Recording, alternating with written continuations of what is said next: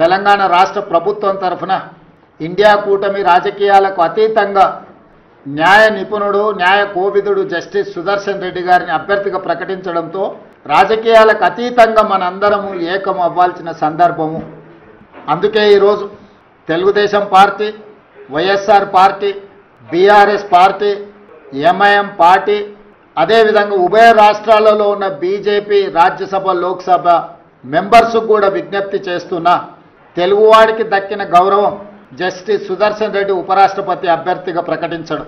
అందుకే మనందరం కలిసికట్టుగా 42 మంది లోక్సభ సభ్యులు, 18 మంది రాజ్యసభ సభ్యులు, ఉభయ రాష్ట్రాలకు సంబంధించిన వాళ్ళందరం ఒక తాటి మీదకి వచ్చి జస్టిస్ సుదర్శన్ రెడ్డి గెలుపులో భాగస్వాములు కావాలి.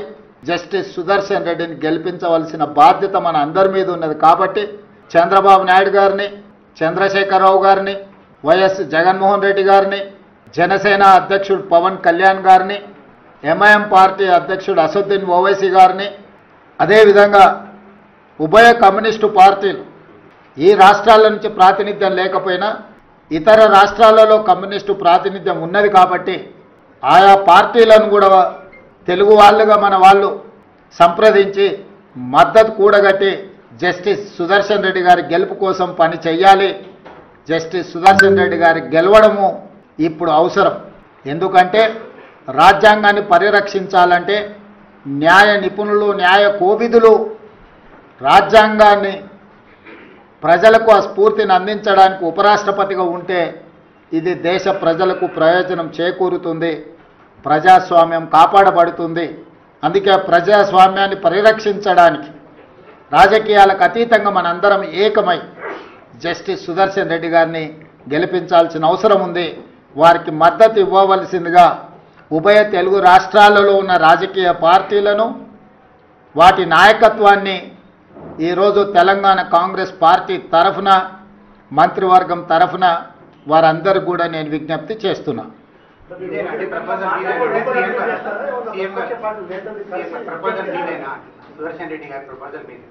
ఇండియా కూటమి ప్రతిపాదన ఇది రాజకీయ పార్టీలకు అతీతంగా ఇండియా కూటమి తరఫున అన్ని రాజకీయ పార్టీలను అడుగుతున్నాం.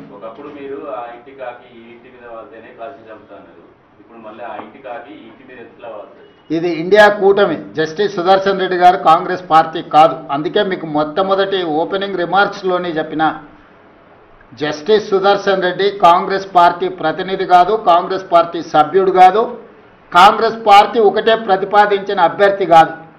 ఇండియా కూటమి ప్రజాస్వామ్యాన్ని పరిరక్షించడానికి న్యాయ నిపుణుడు న్యాయ కోవిదుడైన జస్టిస్ సుదర్శన్ రెడ్డిని ప్రతిపాదించారు. వారికి ఏ రాజకీయ పార్టీతో సంబంధం కానీ అనుబంధం కానీ సభ్యత్వం కానీ లేదు. పార్టీలకు అతీతంగా జస్టిస్ సుదర్శన్ రెడ్డి గారిని గెలిపించాల్సిన బాధ్యత ప్రతి తెలుగువాడి మీద ఉన్నది. అందుకే ఈరోజు తెలుగు భాషను ప్రాచీన భాషగా గుర్తించాలనుకున్నప్పుడు అందరం ఏకమైన.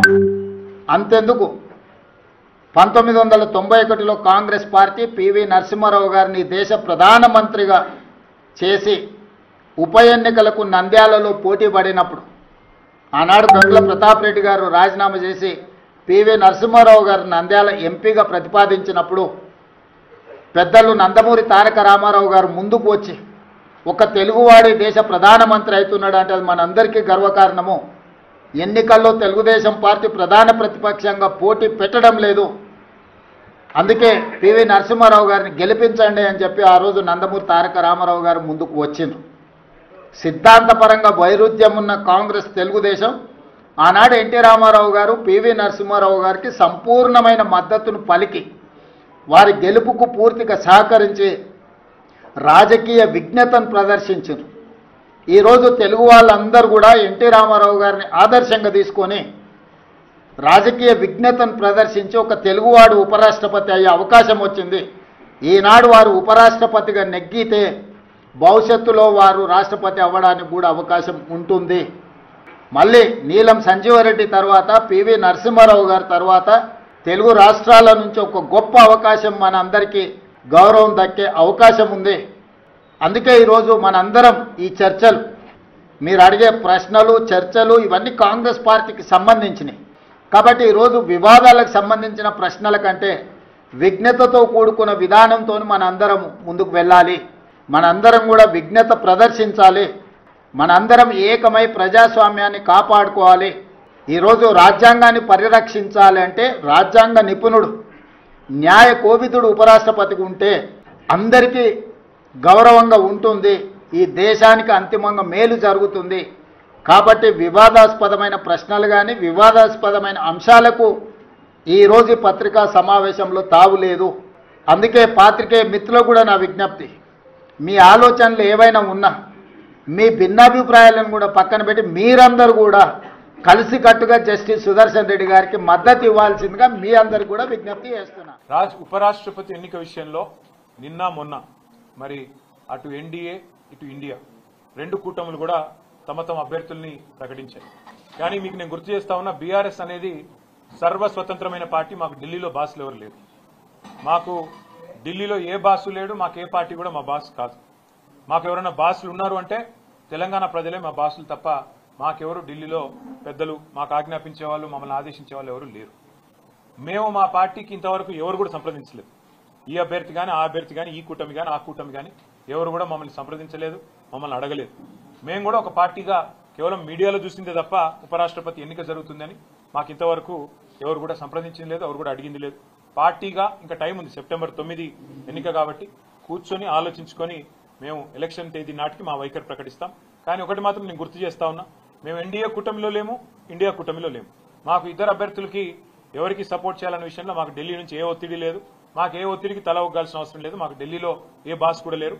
మేము తెలంగాణ ప్రజల మూడుకు అనుగుణంగా, తెలంగాణ ప్రజల ఆకాంక్షలకు అనుగుణంగా, ఇక్కడ ప్రజల ప్రయోజనాలకు అనుగుణంగా, రాష్ట్ర ప్రజల ప్రయోజనాలకు అనుగుణంగా ఏ నిర్ణయమైనా తీసుకుంటాం తప్ప మేము ప్రస్తుతానికైతే ఏ నిర్ణయం కూడా తీసుకోవాలి.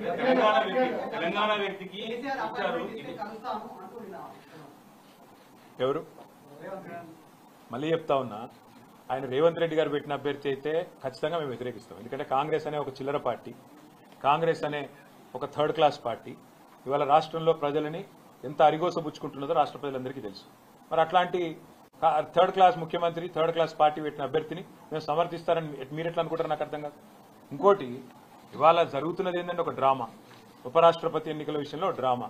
నిన్న మొన్నటిదాకా ఏమన్నారు ఇదే రేవంత్ రెడ్డి గారు, బీసీల విషయంలో మా పార్టీ చాలా చిత్తశుద్ధిగా ఉన్నది, బలహీన వర్గాల విషయంలో మేము ఢిల్లీ దాకా కొట్లాడతాం, అవసరమైతే అంతరిక్షం దాకా పోయి కొట్లాడతాం అన్నాడు. మరి ఒక బీసీ అభ్యర్థిని ఎందుకు పెట్టలే? అంత ప్రేమ ఉంటే తెలంగాణ నుంచి ఒక బీసీ అభ్యర్థి దొరకలేదు, ఒక కంచయ్య గారిని పెట్టేది ఉండే. తెలంగాణ నుంచి ఒక బీసీ అభ్యర్థిని పెట్టి ఇగో ఇది మా చిత్తశుద్ధి అని చెప్పుకునేది ఉండే. అంటే బీసీల మీద ప్రేమ మాత్రం నోట్లోనే ఉంటుంది. మళ్ళీ ఎన్నికలు నిలబెట్టే టైంకి వచ్చే వరకు మాత్రం బీసీలు కనబడరు మీకు. అట్లాంటి మీ మాటలు మేము నమ్మాలి, మీ మాటలు నమ్మి మళ్ళీ మీ వెనక నిలబడాలి. నేను అడుగుతా ఉన్నామ్మా, మీరేమైనా మెహర్బాన్ చేస్తుండ్రా మాకు? మేము సర్వస్వతంత్రమైన పార్టీ. మేము డెఫినెట్గా ఎన్డీఏలో లేము, ఇండియాలో లేము. మేము మా మోడీ మా బాస్ కాదు, రాహుల్ గాంధీ మా బాస్ కాదు. తెలంగాణ ప్రజలు మా బాసులు. వాళ్ళ ఆలోచనకు అనుగుణంగా, వాళ్ళ అభిప్రాయానికి అనుగుణంగా మా నిర్ణయం ఉంటుంది. ఇక్కడ ఒకటి మాత్రం వాస్తవం, రెండు పార్టీలు దొందు దొండేనండి. కాంగ్రెస్ బీజేపీ రెండు కూడా దొందు దొందే. తెలంగాణను ఇద్దరు కూడా ముంచినోళ్లే. 11 ఏళ్లు బీజేపీ ఏం చేయలే, 2 సంవత్సరాలకు 20 నెలలుగా కాంగ్రెస్ ఏమీ చేయలే, ఇచ్చిన ఒక్క మాట నిలబెట్టుకోలే. ఆ ఇద్దరు అభ్యర్థులను మేము అంత సీరియస్ గా తీసుకోవాల్సిన ఆలోచన ఉంటుందని నేనైతే వ్యక్తిగతంగా అనుకోను. కానీ పార్టీగా, ఎందుకంటే నా ఒక్కడ అభిప్రాయం పార్టీ అభిప్రాయం కాదు, పార్టీగా మేము కూర్చుని ఆలోచించి డెఫినెట్ గా మా ఎమ్మెల్యేలు ఉన్నారు, మా ఎంపీలు ఉన్నారు, మా ఎమ్మెల్సీలు ఉన్నారు, మా ఇన్ఛార్జీలు ఉన్నారు, మా స్టేట్ కమిటీ ఉంది. అందరం అవసరమైతే పెద్దలు కేసీఆర్ గారితో మా అభిప్రాయాలు చెప్పి ఒక పార్టీగా నిర్ణయం తీసుకుంటాం. వ్యక్తిగతంగా నేను అనుకోవడం మాత్రం రెండు కూడా దొందు దొందే. కాంగ్రెస్ బీజేపీ రెండు దొందు దొందే. రెండు తెలంగాణకు పనికొచ్చే పార్టీలు కాదు, రెండు ఢిల్లీ పార్టీలే. వాటిని పట్టించుకోవాల్సిన అవసరం కానీ వాటి రాజకీయం గురించి ఆలోచించాల్సిన అవసరం కానీ లేదు అనేది వ్యక్తిగతంగా నా అభిప్రాయం. అప్పుడు మద్దతు ఇచ్చారా? ఎవరిచ్చారు? ఎవరిచ్చారు? ఎవరిచ్చారు? బీఆర్ఎస్ కాదు, మీతో ఇచ్చారా అంటున్నా. గమ్మ మాట్లాడుతున్న వాళ్ళు ఇవ్వాలి కదా. ఆ రోజు కూడా మన తెలుగువాడే కదా వెంకయ్య నాయుడు గారు పోటీ చేసింది. ఆ రోజు స్పీకర్గా మన తెలుగువాడిని పెడితే ఆ రోజు సపోర్ట్ చేశారా? స్పీకర్గా సపోర్ట్ చేశారా బాలయ్య గారిని? కాబట్టి మీరు అవసరం ఉన్నప్పుడు ఒక మాట, మీకు అవసరం లేనప్పుడు ఒక మాట, మీకు అనుకూలంగా మాట్లాడడం మనకు అలవాటు. యూరియా ఇవ్వకుండా ఎవరైనా వేరేకే తెస్తున్నారా? రాహుల్ గాంధీ కానీ రేవంత్ రెడ్డి గారిని బయట నుంచి యూరియా ఈరోజు అంతర్జాతీయంగా కేటీఆర్కి సంబంధం లేదు. కేటీఆర్ నాయుడు గారు కానీ కేటీఆర్ని ఎవరు అడిగారు సపోర్టు? మాకు అవసరం లేదన్న సపోర్టు. అరే ఒకటి విషయము గమనించాలి. ఈరోజు యూరియా విషయం అర్థం చేసుకోవాల్సిన అవసరం ఉంది. అంతర్జాతీయంగా అనేక రకాల యూరియా ఇంపోర్టులో ఇబ్బందులు ఉన్నాయి. దేశాలు చైనా నుంచి కానీ కొన్ని ఉక్రెయిన్ నుంచి కానీ, మనం ఎక్కువ ఉక్రెయిన్ నుంచి కూడా యూరియా వచ్చేది. ఈరోజు ఇబ్బందిగా ఉంది. దీన్ని అర్థం చేసుకోవాల్సిన అవసరం ఉంది. ఈరోజు యూరియా అనేటువంటిది ఒక బస్తా ఇస్తున్నామంటే కేంద్ర ప్రభుత్వం మీద బర్డెన్ కూడా ఆలోచన చేయాలి మనం. అది పక్కదారి పట్టకుండా చూడాల్సిన అవసరం ఉంది. కేంద్ర ప్రభుత్వం ఒక బస్తా యూరియా బస్తా మీద 2400 రూపాయలు సబ్సిడీ ఇస్తుంది. Each bag on urea government of India giving 2400 rupees subsidy. Original cost of this urea 2500 నుంచి 2650 రూపాయలు కేంద్ర ప్రభుత్వం మీద బర్డెన్ పడుతుంది. రైతు దగ్గర we're collecting only 242 rupees to 260 rupees అంతే కలెక్ట్ చేస్తాం. ప్రతి బస్తా మీద 2300 నుంచి 2400 సబ్సిడీ కేంద్ర ప్రభుత్వం ఇచ్చి ఈరోజు మనం సరఫరా చేస్తున్నాం. ఇది ఆషామాషి వ్యవహారం కాదు. ఎక్కడి నుంచి తెస్తున్నాము? అనేక దేశాల నుంచి తెస్తున్నాం. మీ హయాంలో, కాంగ్రెస్ పార్టీ హయాంలో మీరు అన్ని దేశంలో ఉన్నటువంటి అన్ని యూరియా కంపెనీలన్నీ క్లోజ్ చేసి చేతులెత్తేశారు. తెలంగాణ బిడ్డగా రాజ్యాంగంలో అపార అనుభవం ఉండి పేద గ్రామీణ కుటుంబం నుంచి, రైతాంగ కుటుంబం నుంచి వచ్చిన వ్యక్తిగా హైదరాబాద్, ఆంధ్రప్రదేశ్ హైకోర్టు జడ్జిగా, ఇతర రాష్ట్రాల్లో జడ్జిగా, సుప్రీంకోర్టు జడ్జిగా కూడా పనిచేసినటువంటి వ్యక్తి. ఈరోజు రాజ్యాంగం పట్ల అవగాహన ఉంది. రాజ్యాంగం సంక్షోభంలో పడే పరిస్థితుల్లో ఒక న్యాయ కోవిదుడు రాజ్యసభలో కూర్చుంటే రాజ్యాంగం పరిరక్షింపబడుతుందనే ఆలోచనతోటి రాజ్యాంగం పరిరక్షింపబడుతుందని ఉపరాష్ట్రపతి అభ్యర్థిగా వారిని ఎంపిక చేయడం జరిగింది. ఇది కాంగ్రెస్ పార్టీ నిర్ణయం కాదు. ఇది మొత్తం ఇండియా అలయన్స్ సంబంధించినటువంటి నిర్ణయం. వీలైతే ఇప్పుడు గోడ మీద ఉన్న టీఆర్ఎస్ పార్టీ ఈ ఎన్నికల్లో ప్రజలకు వాస్తవాన్ని చూపెట్టే ప్రయత్నం చేయాలి. వాళ్ళు అట్లనే భారతీయ జనతా పార్టీ ఎంబడే పోతారా, లేదా తెలంగాణ బిడ్డగా, తెలుగు బిడ్డగా ఉపరాష్ట్రపతి ఉమ్మడి ఇండియన్ అలయన్స్ అభ్యర్థికి మద్దతు ఇస్తారా? వారి విజ్ఞత, వారి భవిష్యత్తు కార్యాచరణ చెప్తుంది. లేదు, మా underground understanding Bharatiya Janata party మాకున్న అవగాహన, మేము ఆ కేసుల నుంచి ఇట్లనే రక్షింపబడాలంటే మేము ఇట్లా తిడుతూనే ఉండాలి కాంగ్రెస్ పార్టీని, మేము వాళ్ళతో కలిసి ఉండాలి రహస్యంగా, కాబట్టి మేము వాళ్ళకే ఓట్లేస్తారు అనేది ఇప్పుడు రేపు 9వ తారీఖుతో తెలిసిపోతుంది. నాకు ఇంకొకటి ఆశ్చర్యం అనిపించింది. యూరియా ఎవరిస్తే వాళ్ళకి ఓటేస్తారట. ఆయన 10 సంవత్సరాల మంత్రి. యూరియా తెలంగాణ ప్రభుత్వం నుంచి తయారు కాదు. యూరియా కేంద్ర ప్రభుత్వం ఆధీనంలో ఉన్నటువంటి మాట. ఇది ఉమ్మడి జాబితాలో ఉన్నటువంటిది కూడా కాదు. ఫెడరల్ సిస్టంలో ఇది పూర్తిగా కేంద్ర రసాయనాల వ్యవహారాల శాఖ మంత్రి ఉంటాడు. రాష్ట్రాలలో ఉండరు. దీని పంపిణీ అంతా కూడా fertiliser government of India secretary online ద్వారా చేస్తూ ఉన్నాడు. ఈ సందర్భంలో తెలంగాణకు వివక్షపూరితంగా, ఉద్దేశపూర్వకంగా ప్రభుత్వాన్ని బదనాం చేయాలి. ప్రభుత్వం ఒకవైపు ఉచిత మహిళలకు బస్సు, 200 యూనిట్ల ఉచిత విద్యుత్తు, ఆరోగ్యశ్రీ 5 నుంచి 10 లక్షల రూపాయలు, 3,500 ఇందిరమ్మ ఇండ్లు నియోజకవర్గానికి, రేషన్ కార్డులు, సన్న బియ్యం, 9 రోజుల్లోనే 9,000 రైతు భరోసా, 60,000 ఉద్యోగాలు, మెస్ ఛార్జీలు పిల్లలకు పెంచడం, అనేకమైనటువంటి కార్యక్రమాలు ఇచ్చే సందర్భంలో వాళ్ళకు ఉనికి లేక రైతాంగాన్ని నమస్తే తెలంగాణ పేపర్ ఎజెండా పెట్టుకొని టీఆర్ఎస్ నాయకులు వాళ్ళే కొంతమంది జమై చెప్పులు జమ చేసి కృత్రిమ కొరత పెట్టి రైతులను ప్యానిక్ క్రియేట్ చేసి ఇలా ఎవరైనా అయ్యో దొరకదట అంటే 4 బస్తాలు ఎక్కువ కొంటారు. ఆ విధంగా సరుకులు అడ్వాన్స్గా కొనుగోలు చేసేటువంటి కొంత కన్ఫ్యూజన్ క్రియేట్ చేసి ఇలా రాక్షసానందం పొందుతున్న టీఆర్ఎస్ పార్టీ, భారతీయ జనతా పార్టీలను ఏమనాలని అడుగుతా ఉన్నాం రైతుల సాక్షిగా. ముందు మాట్లాడింది మీరు కాబట్టి ముందు మీరు ఈయనరి ఒక మంచి సాంప్రదాయాన్ని మీరు నెలకొల్పుండ్రి, తర్వాత అనురాగ్ ఠాకూర్ గారు కూడా వచ్చి అప్పుడే పెట్టిస్తారు. అంతేగాని నేను చెప్పిందే వేదం, నేను చెప్పిందే మాట, నేను చెప్పిందే పద్ధతి. కాంగ్రెస్ పార్టీ అర్థం చేసుకోవాలి, ఈ దేశంలో అది జరగదు. పార్లమెంటు భారత రాజ్యాంగ నిర్మాత బిఆర్ అంబేద్కర్ గారు చెప్పినట్టు మేము అన్ని వ్యవస్థల్ని గౌరవిస్తాం, భారత రాజ్యాంగాన్ని గౌరవిస్తాం. మిమ్మల్ని సుప్రీంకోర్టు మీరు మాట్లాడింది కరెక్ట్ కాదంటే మీ చెల్లె సుప్రీంకోర్టు జడ్జిలు ఎవరు మా అన్నని అడిగితే అందుకంటది. అంటే కోర్టుల్ని గౌరవించారు, ఎలక్షన్ కమిషన్ని గౌరవించారు, స్పీకర్ని గౌరవించారు, పార్లమెంటరీ ప్రజా సాంప్రదాయాన్ని ఈ దేశాన్ని 55 సంవత్సరాలు పాలించిన మీరు గౌరవించారు. ఇది మీ నాయకుని ఆలోచన, మీకు తెలిసినటువంటి విధానం. అందుకని నకల్ మారనేకే లేవి అకల్ రాయనా అని చెప్తారు. ఆయన ఎవరో సెఫాలజిస్ట్ ఒక పేపర్లో రాస్తే ఆర్టికల్, దాన్ని పట్టుకొని 52% ఓట్లు చోరీ అయినాయి. నేను అడుగుతున్న రాహుల్ గాంధీ గారు సూటిగా, ఈ దేశంలో ఏ ఒక్క పార్లమెంట్లోనన్నా 52% కొత్తగా చేరినా 52% ఓట్ల డిలీషన్ జరిగినా I'm ready to quit the politics. You please come and prove out of 543 parliaments ఎక్కడైనా ప్రూవ్ చేయడానికి మీరు సిద్ధంగా ఉన్నారా? మేము సిద్ధంగా ఉన్నాం. ఓటు చోరీ జరగలేదని చెప్పడానికి. కొన్ని చోట్ల అవకతవకలు జరిగిన మాట వాస్తవం. దొంగలు వచ్చి ఓట్లు వేసుకోవడానికి ఓటర్ లిస్టులో పేరు తెచ్చుకున్న మాట వాస్తవం. అగో వాటిని సరిదిద్దడానికే ఎస్ఐఆర్ తీసుకొచ్చినాం.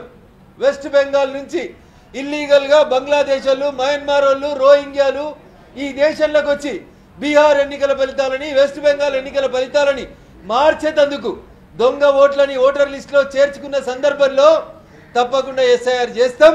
అది తెలంగాణలో కూడా చేస్తాం, ఈ దేశం అంతా చేస్తాం. This is our stand. దొంగ ఓట్లు తీసేయాలి, ఒకరు 2 చోట్ల ఓటు వేయొద్దు, తప్పుడు విధానాలు అవలంబించకూడదు అనేది భారతీయ జనతా పార్టీ ఆలోచన. మేము మంచి వైపు ఉన్నాం, మీరు దొంగల వైపు ఉన్నారు. ఈ దేశంలోకి ఇల్లీగల్గా చొరబడ్డల వైపు కాంగ్రెస్ పార్టీ ఉంది. ఈ దేశ ప్రజాస్వామ్యాన్ని గౌరవించే వైపు భారతీయ జనతా పార్టీ నిలబడి ఉంది. అందుకని దయచేసి ఈ దేశ ప్రజలు అర్థం చేసుకోవాలి. చోర్ చోర్ అని అరుస్తున్న వాళ్ళే చోర్. చార్మినార్ కాడ మాట చెప్తారు, ఏక్ బాయికు దూసరా బాయి పైచాంతా అని. బీహార్లోని ఒక దొంగ ఇంకో దొంగను గుర్తించుకున్నాడు. 2 దొంగలు కలిసి యాత్రలు చేస్తూ ఉన్నారు. ఇంతకు మించి కాంగ్రెస్ రాహుల్ గాంధీ నాయకత్వంలో సాధించేది, ముందుకు నడిచేది ఏం లేదని చెప్పి తెలియజేస్తూ, తెలంగాణ బీసీ బిడ్డలు ఆలోచించాలి.